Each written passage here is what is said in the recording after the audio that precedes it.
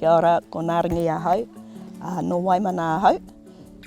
We at Raroa, e Raroa Pā, Awanuiārangi hapu, we have completed 4 programs under Te Whare Wānanga or Awanuiārangi.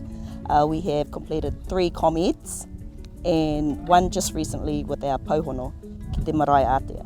One of our goals was to help our whānau come back home and to achieve that through pauhono, to learn more about their whakapapa, about their roots, about their tūrana waiwai. So we came for 8 weekends and we learned all the details and the background to what is a pōwhiri and how to do it. Cultural respect is a huge part of what we believe in, and this course enlightened me massively in terms of my knowledge base and my understanding of why things are the way they are on a marae, why we do things the way we do.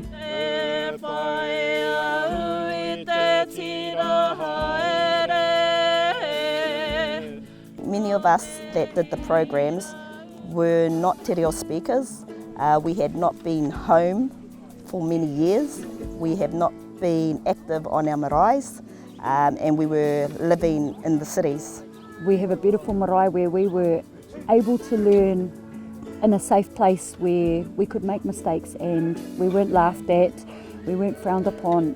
We were just taught by our kaumātua who showed us the right way of doing things and awhired us to learn our kaupapa. We have a lot of whānau that can be shy, and with this pauhono package we can get them to stand, to be comfortable. And it was good to learn how to sing the waiatas because many of us only knew one. Part of the Wānanga was sleeping in the same room with all the other families and eating together, just the different cultural ways of how the food is presented and who eats first. A lot of our whānau have taken away a bit of understanding now, a bit of cultural aspects where they will further their knowledge, being it in kapahaka, being it in tanihana. They've got a bit more knowledge of Māori tikana, Māori kawa. We love to come out here. We feel welcome. We feel it's our little weekends of peace when we come out here for meetings or for the Wānangas. It's a really good feeling to be welcomed as strangers, as immigrants, to be welcomed as whānau. As a student, to learn more about the tikana of our marae, to learn more about the tikana of Māori and to be able to put it in practice and not be so whakamā about doing what we do. So for that I'm so grateful.